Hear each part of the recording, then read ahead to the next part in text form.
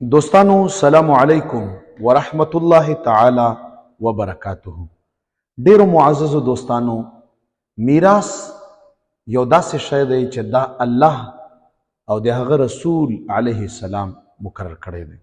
ځینې خلک را پاتېږي او هغه د خپلو خورلڼو، د خپلو لورانو، د خپلو بچیانو میراث نه مخ اړوي او خاص کر دا مرض په پښتنو کې ډیر زیات دی او بیا به خفه کیږو نه، په قبایلو کې دا شی ډیر زیات دی چې خپلې خور لور د میراث نه هغه مخ اړوي. دوستانو، په حدیث د بخاری شریف کې دا حدیث شته. رسول اکرم صلی الله علیه وسلم فرمایي چې څوک د چا میراث ختم کی، الله تعالی به د جنت نه میراث ختم کی.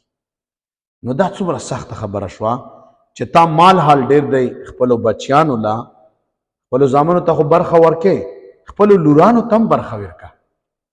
او دویم دا چې که لورانې د تا په برخه راضي شوې، تا ورله څه ورکړل، هغوی راضي شوې، هغوی وایي چې پلاره بس دا باندې موږ د تا نه خوشحال یو، اضافي هم درته حق بخلی دی، نو بیا څه خبره نشته. خو که چېرته غواړي حق، بیا به حق ورکوي. او که حق دې ورنکړو نو دا داسې دی لکه په جنت کې خپل میراث ختم کی. الله د موږ تاسو ایمان سلامت کی. جزاکم الله.